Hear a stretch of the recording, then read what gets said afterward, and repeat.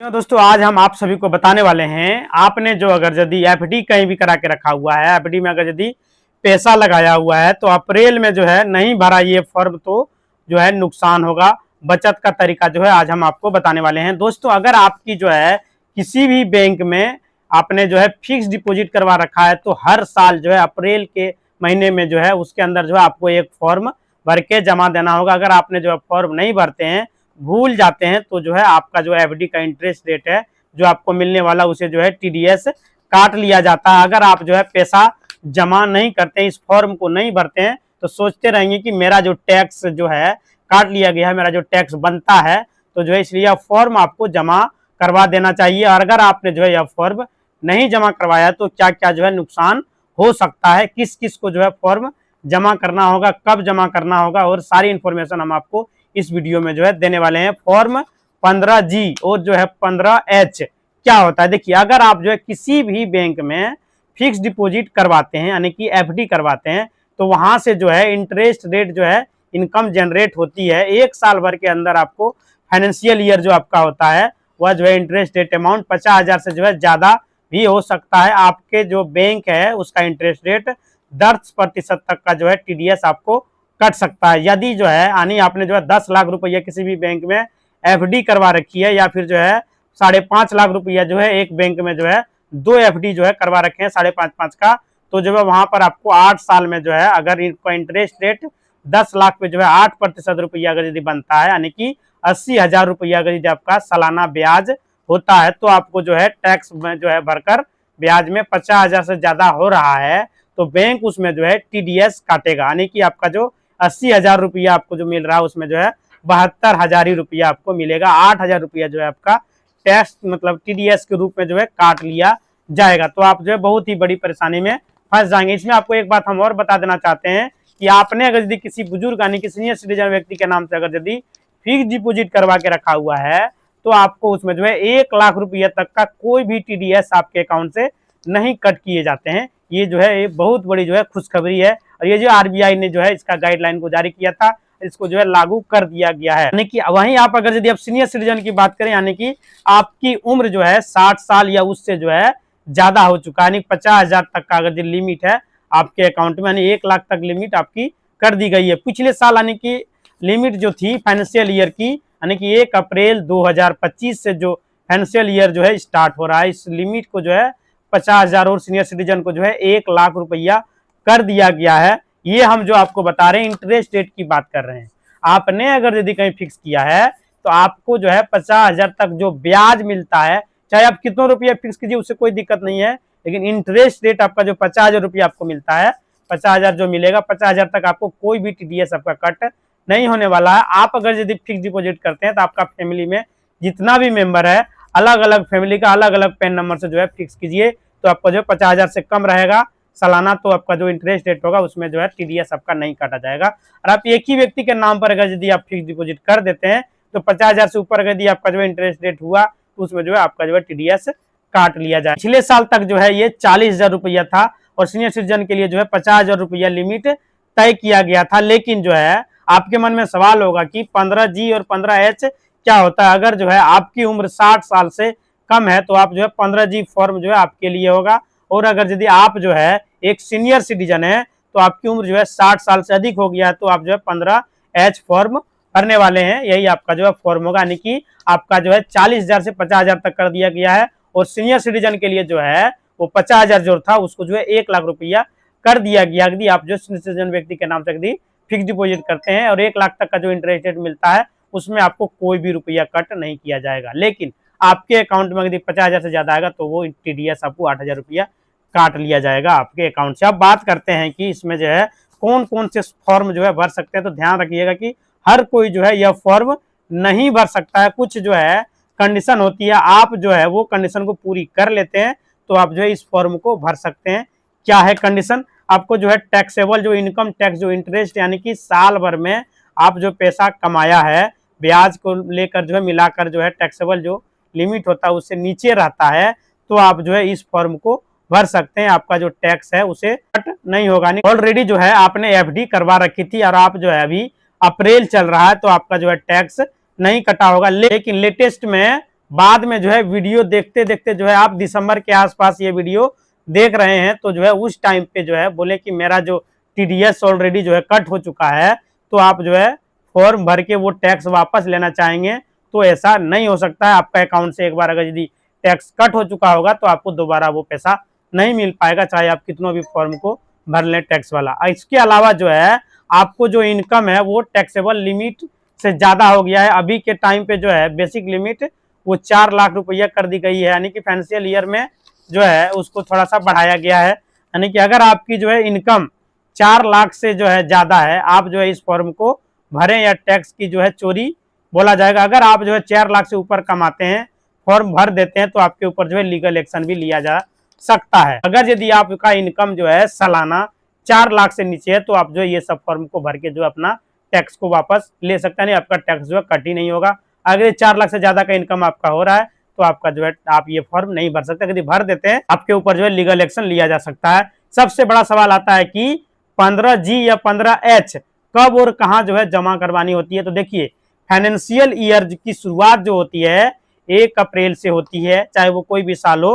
तो आपको जो है नया फाइनेंशियल ईयर की शुरुआत हुआ है 1 अप्रैल 2025 से। तो अभी के टाइम पे जो है आपको बैंक के अंदर जाकर जो है नियम में नया फॉर्म जो है 15H या 15G आपके लिए जो मतलब है उसको आप भर के वहां पर जमा कर सकते हैं। जैसा कि हमने आपको बताया, 15H सीनियर सिटीजन के लिए और 15G जो है आप सभी के लिए है। अप्रैल महीने में ट्राई जो है हो सके हैं कि पहले हफ्ते में जो आप कोशिश कीजिए कि जो है इस फॉर्म को आप जमा कर लें, आपका किसी भी प्रकार का जो है ऊपर जो है टीडीएस का अमाउंट जो है ना कटे। क्योंकि अप्रैल महीने में अगर आपका जो मंथली इंटरेस्ट रेट होता है आपका जो है पहले वो मुश्किल से ही जो है कोई भी जो है इंटरेस्ट रेट बना होगा, फिर भी जो है, लेकिन आपका मंथली इंटरेस्ट भी जो है वो तो अप्रैल से पहले ही जो है मुश्किल से ही जो है कोई इंटरेस्ट रेट जो है होगा, यानी कि इंटरेस्ट रेट उस कंडीशन में आपका जो है टीडीएस कट जाएगा। तो जितना जल्दी हो सके जो है उतना जल्दी आप फॉर्म को जमा करा दीजिए। अगर यदि आपने अभी तक आपका इंटरेस्ट रेट नहीं कटाने की टीडीएस आपका नहीं कटा है, तो आप जो है फॉर्म को जल्द से जल्द जमा करवा दीजिए। और आप जो है कंडीशन जो होता है कुछ जो है फुलफिल कर देते हैं, करवा कर जो है भूल जाते हैं, तो आपके जो है इंटरेस्ट रेट से जो है टीडीएस कट कर लिया जाता है। उस टीडीएस को वापस लेने के लिए आपको आईटीआर जो है फाइल करना पड़ेगा। पिछले साल अगर यदि आपका जो है कोई भी टीडीएस कट हुआ है, तो आप जो है खुद भी जो है आईटीआर फाइल कर सकते हैं। और जो है बैंक के अलावा आपका फिक्स डिपॉजिट एनबीएफसी में हो सकती है। यानी कि आपने जो है अगर यदि आईटीआर फाइल करते हैं तो हो सकता है कि आपका जो टीडीएस कट किया गया उसमें से कुछ आपको वापस मिल जाए। यानी कि ऐसा जो है सुनने को मिलता है, आप प्रयास कर सकते हैं अगर यदि ऐसा होता है तो। पोस्ट ऑफिस में जो है हो सकती है कहीं भी आपने जो फिक्स डिपॉजिट करवा रखी है किसी भी बैंक में, जहां भी आपको जो है इंटरेस्ट रेट मिल रहा है, और अगर यदि आपको लगता है कि वो इंटरेस्ट इनकम जो है 50,000 से ज्यादा हो गया है, तो आप जो है फॉर्म 15G वहां पर जो है उसको जमा करा सकते हैं संस्था में। अब जो है सवाल आता है कि आपने जो है यह फॉर्म नहीं भरा है तो आपको क्या क्या नुकसान हो सकता है। तो जैसा कि जो है आपको हमने पहले बताया था, बैंक के इंटरेस्ट में जो है 10% तक का जो है टीडीएस काटा जाता है। और जो है आपके बैंक में पैन कार्ड जो है दे रखा होगा, अगर आपने यदि नहीं दिया है तो आपका जो है 20% तक का टीडीएस काटा जा सकता है। और आपने यदि पैन कार्ड दे रखा तो आपका जो है 10% तक की जो है टीडीएस काटा जाएगा। और जो है 20% तक का टीडीएस आपका रिफंड भी नहीं आएगा, क्योंकि पैन कार्ड तो जो है आपने बैंक में जमा नहीं किया है, नहीं तो जो आपका रिफंड पैन कार्ड पे आ जाएगा। आपका जो पैन कार्ड है और आपके पास यदि पैन कार्ड 10% कटेगा तो नहीं है, तो उसके अलावा जो है आप जो है एक बार जो है टीडीएस कट हो गया तो आईटीआर फाइल जो है करना एक लंबी प्रक्रिया है। उस समय जो है आपको काफी जो है ज्यादा इंतजार करना पड़ सकता है। वो रिफंड जो है आने के लिए जो आपको अप्रैल महीने तक का टीडीएस काटता है, ना तो जो है आपको जो है 15 महीने से भी ज्यादा समय लग जाएगा। क्योंकि अभी जो है टीडीएस जो रिफंड होगा आएगा अगले महीने जो है जुलाई के बाद जो है कैलकुलेट कर सकते हैं। और जो है आपको जो है टीडीएस से बचना है तो समय से जो है आप पहले जो है फॉर्म को फिल कर दीजिए। और बात करते हैं कि 15G जो है बैंक एफडी जो है से रिलेटेड जो है कुछ 15 से 20 ऐसे सवाल है आप सभी के लिए जो इकट्ठा करके कवर किया है, जो है आपको बताने की कोशिश कर रहा हूं। सबसे पहला जो सवाल है वो है 15G और 15H कौन कौन फॉर्म जो है भर सकते हैं। तो 15G जो 60 साल से जो है अधिक उम्र पार कर चुका है वह जो है 15H, और 60 साल से जो अधिक की उम्र जो है सीनियर सिटीजन है वो जो है भर सकते हैं। क्योंकि नौकरी में जो है फॉर्म 15G और 15H भर सकता है जो नौकरी पेशा वाले लोग हैं। अगर जो है आपकी सैलरी इनकम जो है आपका टीडीएस कटने से जो है नहीं बचाया जा सकता है, केवल जो है एफडी के इंटरेस्ट रेट पर जो है ईपीएफ से जो है आपका कंट्रीब्यूशन होता है, यानी कि जो है विड्रॉल कर रहे हैं उसके लिए जो है वैलिड रहता है। अगर जो है अगला सवाल है, अगर मेरी जो है इनकम टैक्स के दायरे में अगर यदि हम नहीं आते हैं तो क्या मैं जो है 15G और 15H फॉर्म भर सकता हूं, यानी कि आपकी इनकम लिमिट जो है ज्यादा है, 4 लाख रुपया जो है आपकी सालाना इनकम है, यह जो है फॉर्म आप भरें तो कैसे भरें। जैसा कि आपको जो है बताया गया कि इलीगल हो सकता है, टैक्स चोरी का रूल आपको आ सकता है कि 4 लाख से ज्यादा आपको जो है सालाना इनकम आपकी होती है। तो इसके अलावा जो है अगर आप किसी भी जो है साल के बीच में जो है एफडी करवाते हैं उस टाइम पे जो है फॉर्म जो है 15G और H यानी कि जो है भर दीजिए। आपकी जो बैंक है वो जो है 10 लाख की एफडी आज आप जो है 15G और H जमा करवा सकते हैं। कुछ टाइम के बाद जो है 3-4 महीने के बाद जो है आप जो है नई एफडी करवाइए, उस टाइम पे जो है आपको 15G को रिवाइज करना चाहिए, दोबारा आपको भरनी चाहिए। से आप जब एफडी करवाते हैं उस टाइम जो है फॉर्म को भरवा लिया जाता है, लेकिन जो है आपको फिर भी हर साल जो है यह फॉर्म भरना चाहिए, क्योंकि जो है अभी तक जो है 10 लाख की एफडी जो है के हिसाब से आपका डिक्लेरेशन देके आए हैं, आने वाले टाइम में आपका अमाउंट जो है 15 लाख रुपया हो गया। आपको जो है नई एफडी जो है करवा ली, वहां पे जो है डिक्लेरेशन आपको फिर से देनी होती है। 15 लाख की जो आपका एफडी होता है, मेरी इंटरेस्ट होता है, इसको मिलाकर जो है नीचे से रहेगी तो टीडीएस ना काटे, वरना जो है उस टाइम पे जो है टीडीएस काट लिया जाता है। फॉर्म जो है 15GH भर कर जो है भर सकता हूँ क्या मैं जो है। हाँ, आज जो है आज के टाइम में मंथली आप सभी जो है बैंक में बैंकिंग मोबाइल या फिर जो है ईमेल के तरीके से जो है आपको सुविधा देते हैं, तो आप जो है ईमेल पर भी जो है बैंक को भेज सकते हैं। अगर नहीं भेज सकते हैं तो आपको जो है ऑफलाइन माध्यम से जो है फॉर्म भरकर जमा करना पड़ेगा। अगर आपके पास जो है सर्विस है ऑनलाइन है तो आप जो है चेक कर सकते हैं, मोस्टली सभी बैंक के अंदर जो है सर्विस मिल रही है।